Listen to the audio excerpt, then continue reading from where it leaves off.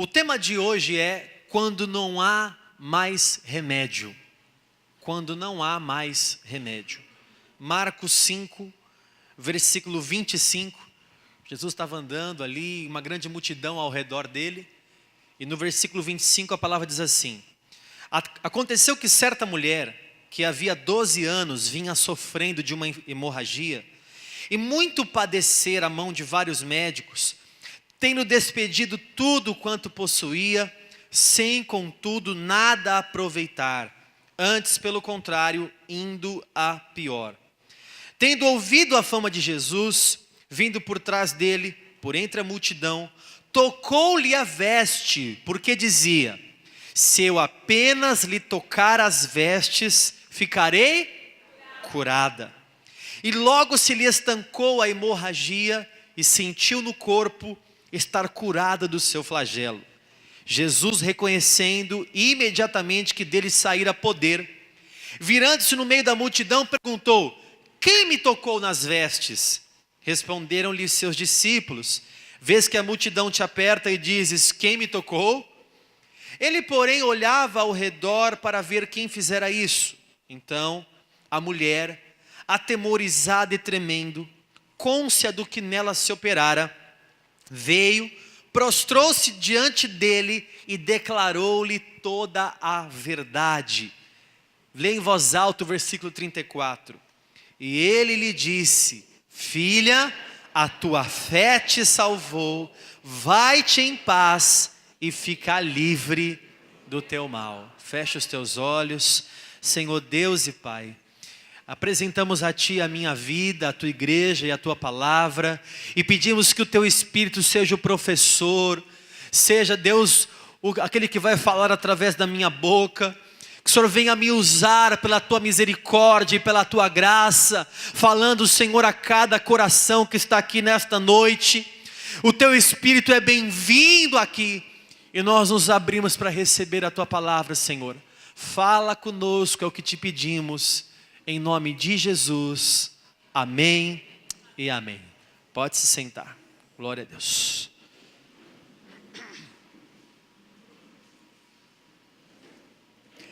Essa mulher, descrita aqui em Marcos capítulo 5, também em Mateus, também em Lucas, também conta sobre essa história. Era uma mulher que sofria de uma hemorragia, uma enfermidade grave há 12 anos. 12 anos sofrendo de uma coisa que acabava com as forças dela. Você que é mulher e sabe o que é ter uma hemorragia ou um sangramento durante alguns dias do seu ciclo, você sabe o quanto é ruim. Talvez você passar por cólica, por dor, os maridos aguentam a TPM, né? Não é brincadeira, mas aquela mulher, ela não tinha um simples ciclo menstrual como é de comum, de 5 a 8 dias com as mulheres. Esse texto mostra que ela estava há 12 anos sofrendo com uma enfermidade que não tinha cura e não havia remédio. A enfermidade dela não tocava somente no corpo, porque se falarmos sobre o corpo, você imagina uma mulher que há 12 anos sofre com hemorragia. Possivelmente, provavelmente, essa mulher era uma mulher anêmica, uma mulher fraca, debilitada, porque o seu corpo sangrava quase que constantemente, já há 12 anos, sem ter como cessar isso. E ela sofrendo disso, com certeza ela tinha cólica, com certeza ela tinha TPM, dores, fraqueza. Mas essa mulher, esse problema que ela tinha, ia além de uma doença. Porque se você entender a cultura judaica e a lei judaica, se você ler Levítico 15, na lei, qualquer mulher que estivesse no seu ciclo menstrual, ela era considerada impura e imunda. A mulher não poderia se conectar ou se relacionar com ninguém, tocar em nada, sentar em nenhuma cadeira. Eu estudei ontem esse texto de Levítico 15 e vi como era rigorosa a lei. Qualquer pessoa que tocasse nessa mulher tinha que fazer um ritual de purificação. Além de ir até o templo, entregar ofertas pelo seu pecado, só porque tocou numa mulher com hemorragia, essa pessoa ainda tinha que esperar 7 dias para poder estar completamente purificado segundo a lei de Moisés. Aquela mulher, ela tinha um problema que iria além da enfermidade. Ela tinha um problema, por exemplo, com a sua família. Porque, obviamente, nenhum da sua família poderia tocar nela. Você imagina que ela não poderia receber um abraço do seu pai, um abraço da sua mãe, dos seus irmãos, que aonde ela passava, ela era considerada uma mulher imunda, e aonde ela passava, ela deixava a impureza, segundo a lei judaica. Pela manhã eu disse também que essa mulher provavelmente tinha uma cadeira só para ela. Eu tenho quase certeza disso. A Bíblia não fala, mas pelo costume, você entende que aonde ela sentasse, está lá em Levítico 15, aonde ela sentasse era considerada imunda. Então você imagina a humilhação dessa mulher, dentro da sua própria casa, sua mãe e seu pai dizendo assim: não, senta aí que essa cadeira é da menina. E se alguém sentasse na cama que ela estava, tocasse ou esbarrasse nela que fosse, era considerada uma pessoa imunda. Então, o problema dela ia além de ter uma enfermidade. Ela tinha problema de se relacionar com a sua própria família. Vamos falar de vida amorosa. Como que essa mulher ia se relacionar com algum garoto, com algum rapaz? Quem gostaria de casar com uma mulher que tem um fluxo de sangue que não cessa? Quem casaria com uma mulher que não pode ter relações sexuais? Quem casaria com uma mulher que não pode ter uma vida espiritual, porque era considerada imunda, não pode ir até o templo? Obviamente aquela pessoa não tinha vida amorosa. Essa menina também não tinha vida espiritual, porque ela não poderia ir na igreja. Ela estava há 12 anos com essa enfermidade, e provavelmente há 12 anos ela não ia para a igreja, porque ela era proibida de entrar no templo por causa dessa enfermidade aqui.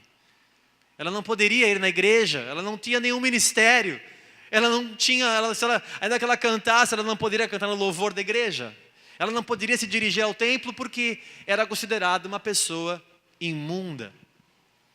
E não ia somente tocar nos relacionamentos dela, mas ela, com o desespero que ela tinha, a palavra de Deus fala que ela gastou todos os recursos dela tentando ser curada. E a palavra diz, padecendo na mão de muitos médicos. Você imagina, irmão, você tem uma doença. Você não gastaria tudo para você ser curado. Você não daria tudo que você tem. Você não venderia seu carro, sua casa. Sei lá, se Deus o livre, né? Algum parente teu está doente. Você não gastaria tudo que você tem. Você não faria empréstimo. Você não pegaria emprestado.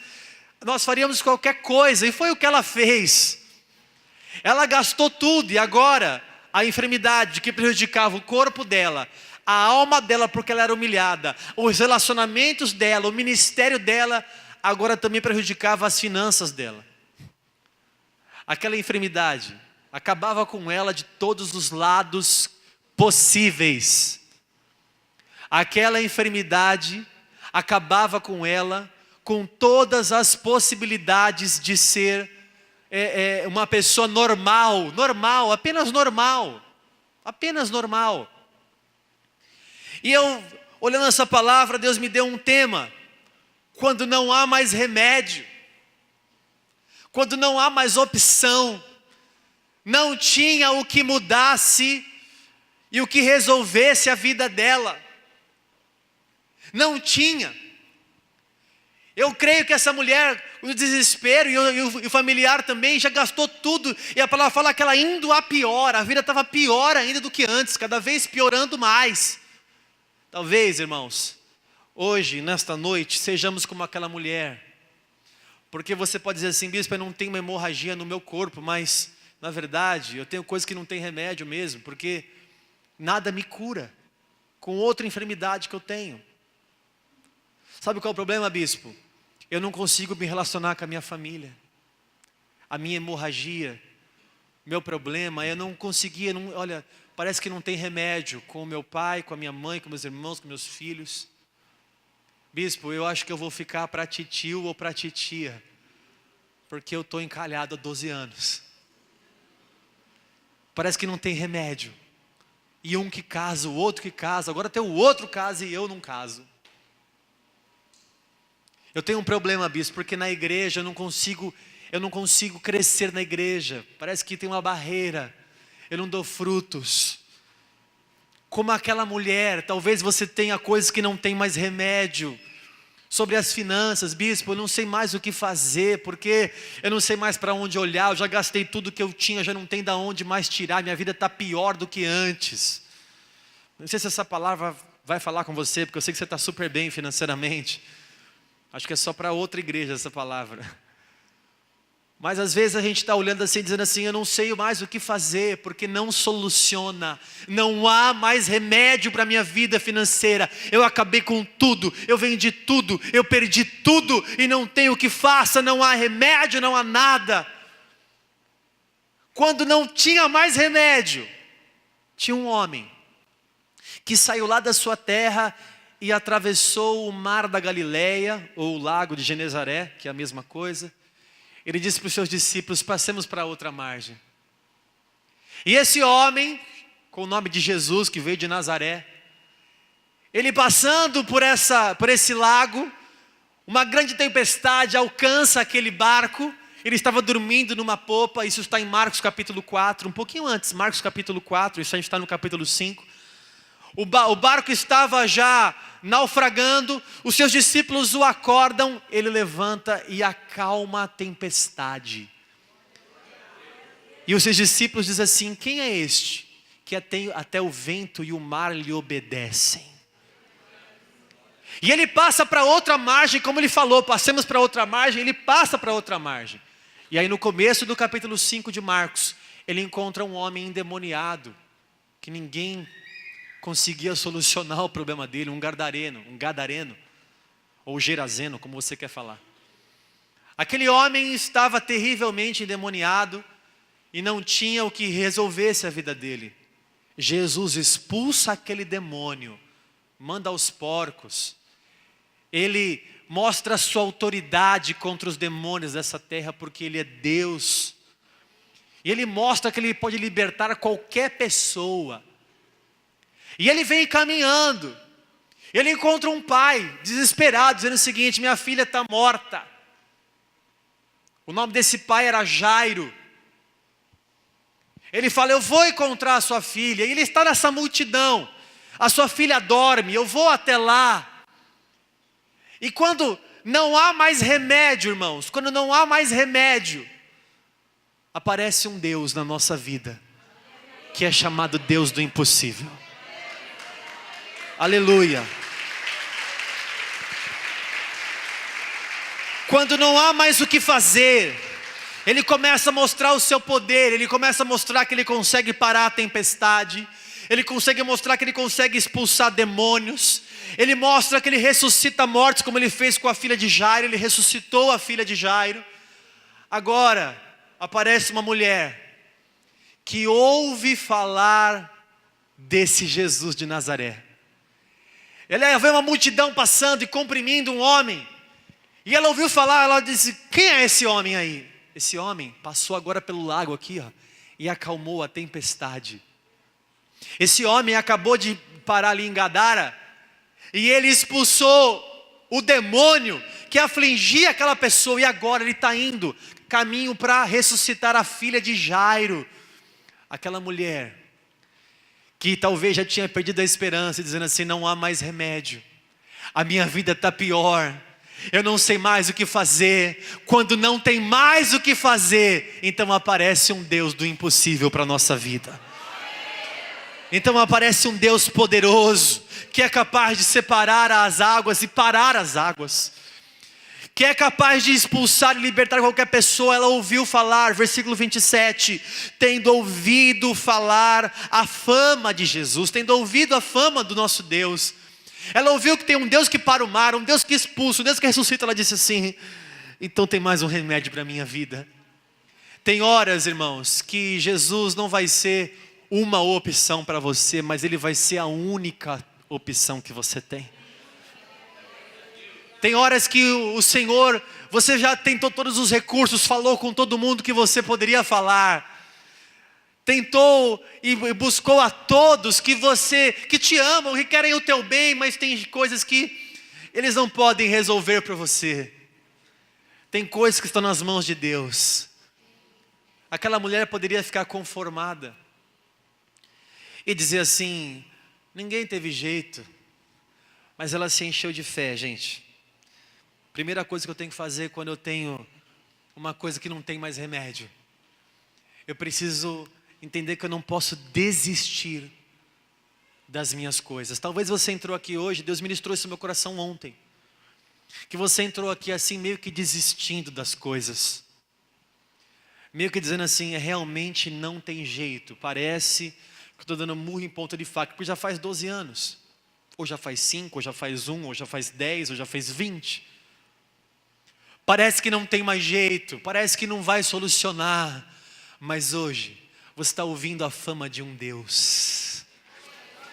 Você está ouvindo a fama de um Deus que parou aquele lago e é o mesmo Deus que para a nossa vida hoje. O mesmo Deus que fala para o mar: ondas até aqui, daqui você não vai passar. Ele é poderoso para falar: até aqui a sua luta e daqui ela não vai passar.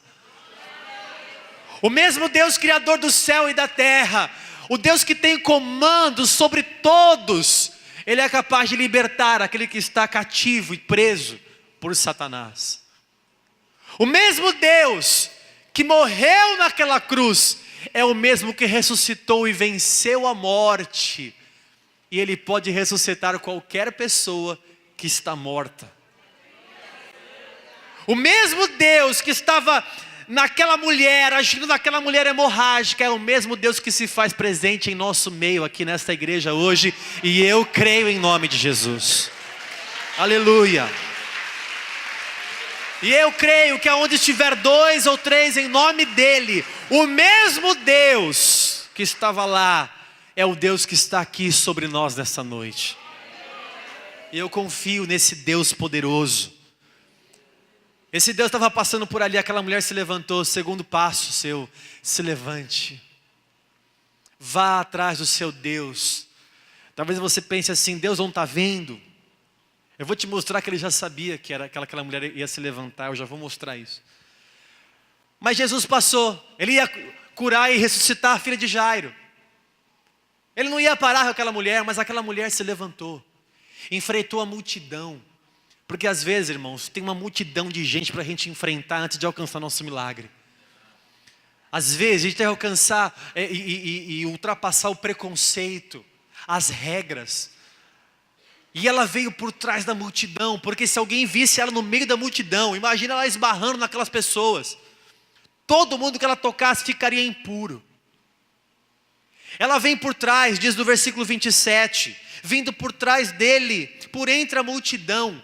E a palavra fala que ela tocou na veste. Mateus e Lucas é mais específico, dizendo que ela tocou na orla da veste de Jesus. O judeu usava um talite, uma espécie de manta por cima do seu corpo que tinha franjas. Ela tocou na franja. Aquela franja mostrava a linhagem que ele tinha, a tribo que ele fazia parte, qual o status que ele tinha na sociedade. Quanto maior a franja, maior o seu status. E aquela mulher vem no meio da multidão e toca na orla da veste de Jesus. E na mesma hora que ela faz isso, ela sente no seu corpo de alguma forma estar imediatamente curada do seu flagelo. Aleluia. O mais interessante é que no versículo 18 ela dizia consigo mesmo: se eu tocar nas vestes eu serei curada. Era uma mulher que tinha muita fé. Mesmo 12 anos passando por problemas, ela não perdeu a fé que ela tinha. Ela disse: ainda tem solução. Eu ouvi falar de um Deus. Eu ouvi falar de um Deus capaz de parar e estancar a minha hemorragia pelo seu poder. Então ela sai no meio da multidão e ela vai e ela toca nas vestes do Senhor. E na hora o poder de Deus se manifesta e ela é completamente curada pelo poder de Deus. Na hora que acontece isso, Jesus reconhece que dele, ele sente que dele saiu poder e virtude.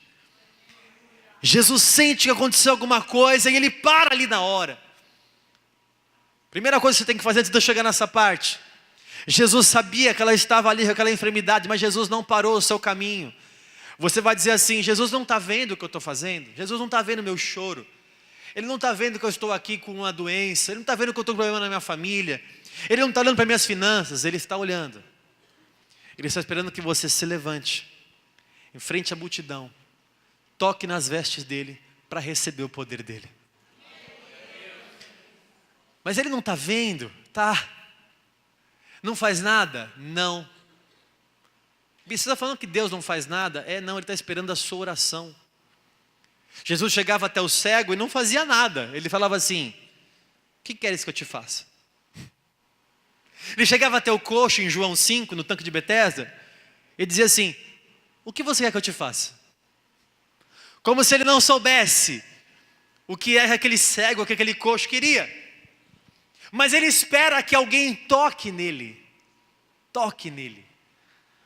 Alguém se levante. Alguém continue, persevere, lutando. Alguém que o busque. Deus não vai ouvir o seu choro e a sua lamentação no seu quarto trancado. Deus vai ouvir o seu clamor quando você passar a clamá-lo. Deus vai ouvir a sua oração quando você falar: Pai, me ouça. Porque eu estou precisando de um milagre. Mestre, eu preciso de um milagre, como diz a canção da Aline Barros. Eu preciso de um milagre. Quem quer um milagre? Não foi com mimimi chorando. Quem quer milagre se levanta e vai tocar nas vestes de Jesus. Quem quer milagre vai enfrentar a multidão. E ela foi e tocou nas vestes do Senhor, saiu o poder. Jesus reconheceu no versículo 30 que dele saiu o poder. E aí uma coisa interessante, ele pergunta para os seus discípulos e para aquela multidão, ele diz assim: quem me tocou nas vestes?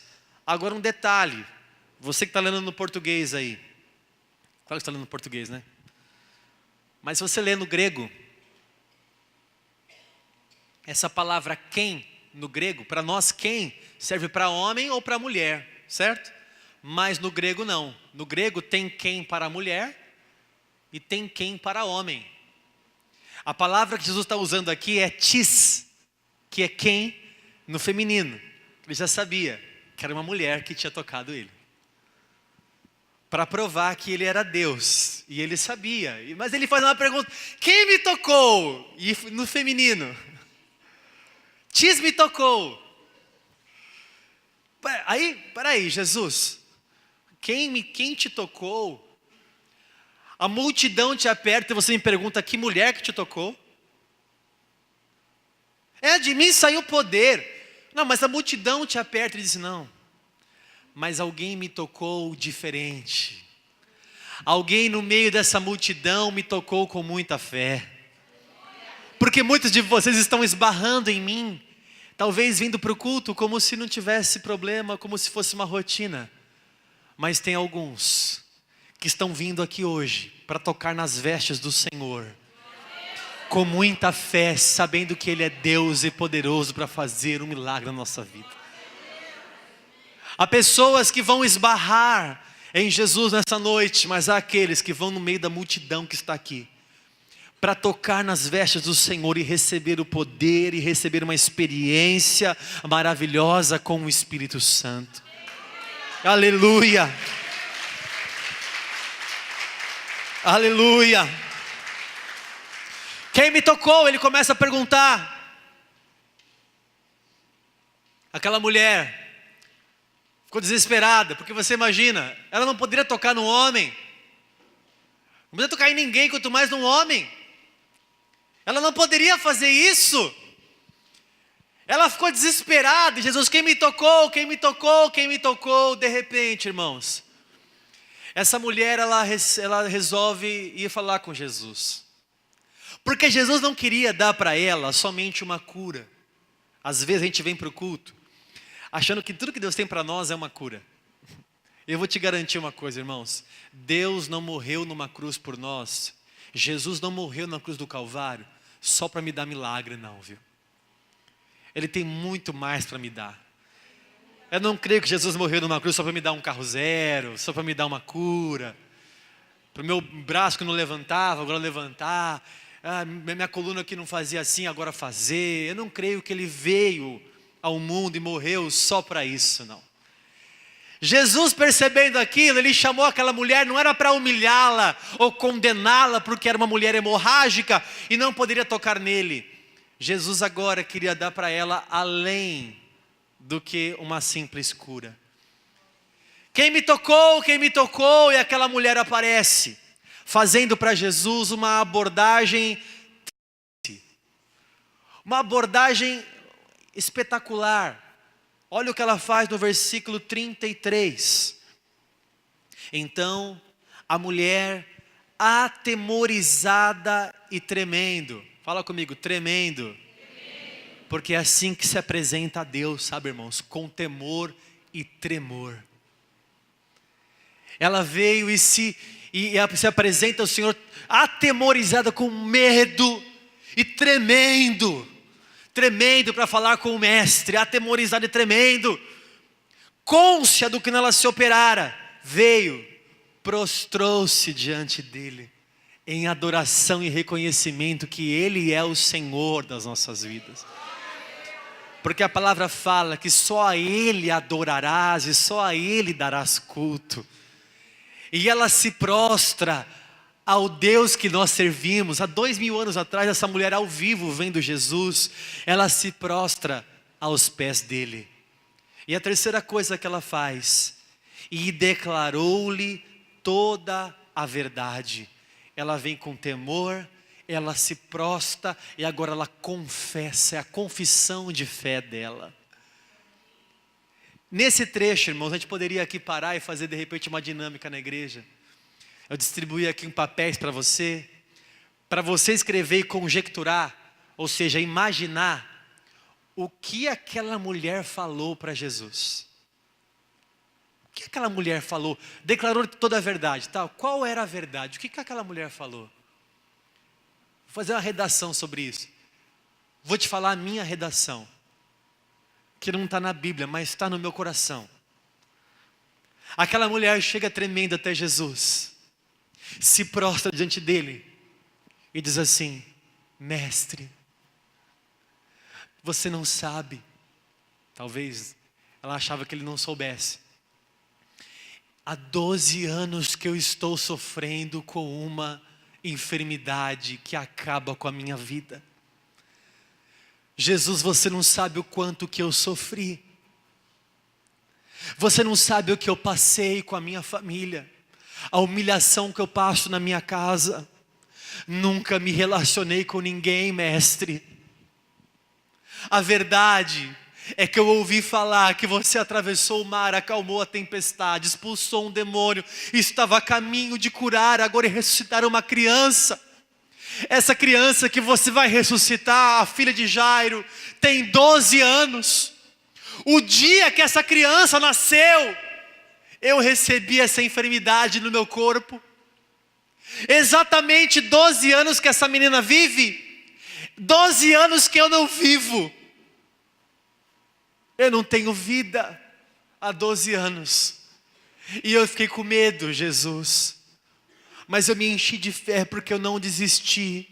Quando eu percebi que não tinha mais remédio, eu vi um Deus na minha frente. E eu saí no meio da multidão, e eu com medo de alguém me encontrar ali, e eu toquei. Olha, me desculpa se eu fiz alguma coisa errada, mas eu com muita fé, eu toquei nas suas vestes, e eu fui na mesma hora, completamente curada pelo teu poder, Jesus de Nazaré.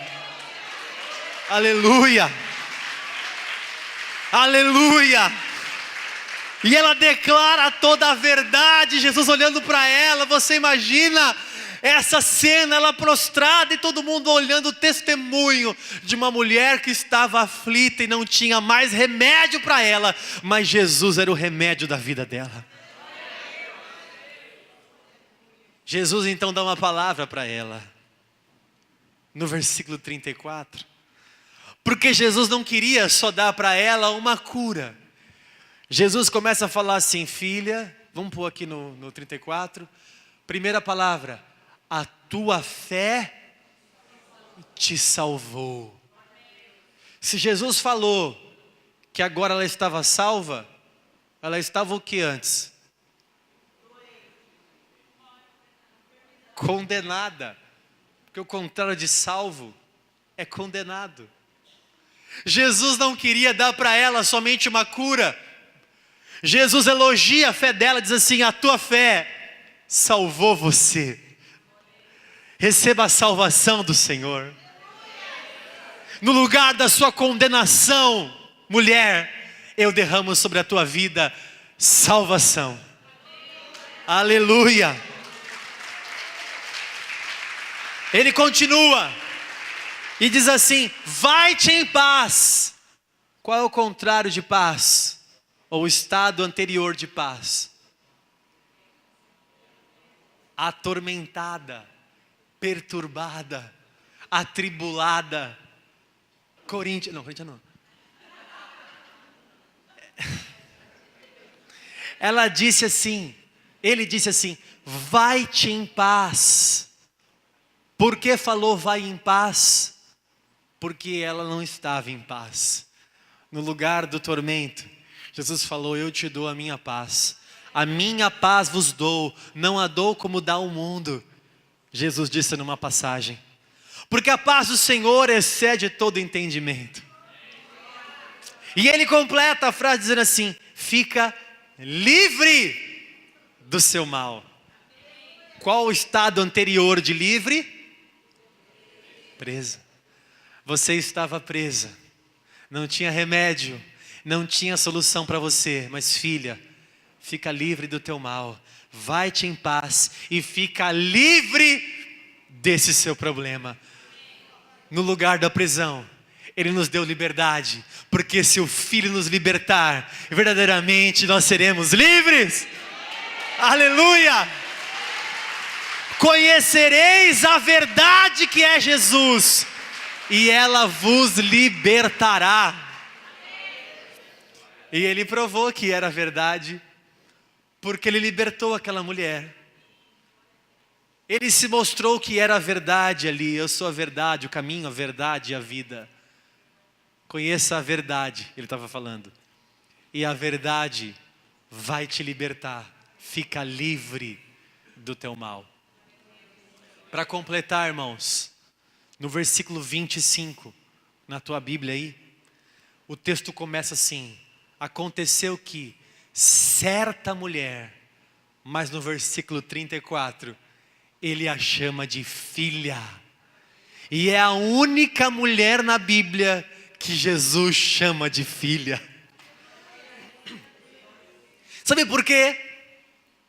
Porque as únicas pessoas que poderiam tocar nas vestes de Jesus, segundo o costume judeu, ou era a sua filha, ou a sua esposa. Você foi feito filho de Deus, porque você crê que Jesus Cristo é o Senhor. E você é a noiva de Cristo. A igreja é a única que tem autoridade capaz de tocar nas vestes do Senhor. É a única que tem autorização para tocar nas vestes e na orla do Senhor Jesus. Jesus falou: você é filha. E quando deu a salvação para ela, você falou assim: você também é noiva. Você também pode me tocar a partir de agora. Jesus, além de dar para ela uma simples cura, que não foi tão simples, além da cura, Deus queria dar para ela também uma palavra. Queria transformá-la em filha. E testemunho para nós hoje, como igreja, lendo esse texto, esses 9 versículos, ou 10, que diz sobre o texto da mulher que nós conhecemos como mulher hemorrágica. Jesus não a conhece como mulher hemorrágica. Jesus a conhece como filha. Aleluia. Talvez você entrou aqui hoje e te conhecem como um certo cristão, uma certa pessoa, certo crente. Mas o milagre que Deus quer fazer na tua vida é para glorificar o nome dEle. para que ao olhar para você, vão saber que você é filho de Deus.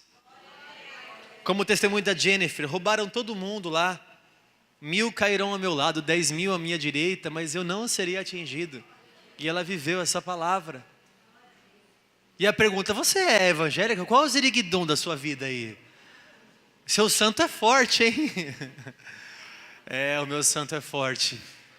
Ele é o Deus que anda sobre as águas. Ele é o Deus que matou a morte. Tragada foi a morte pela vida, porque o nosso Redentor vive. Ele é poderoso demais, irmãos. É muito bom falar de Jesus. É muito bom falar para você que entrou aqui achando que não há mais remédio, mas há um Deus. Não há mais remédio, mas há um Senhor poderoso para livrar você e te curar, te salvar. Não há mais remédio, mas você está olhando para o lugar errado, irmão. Você tem que olhar para cima, autor e consumador da sua fé. Feche os teus olhos, por favor.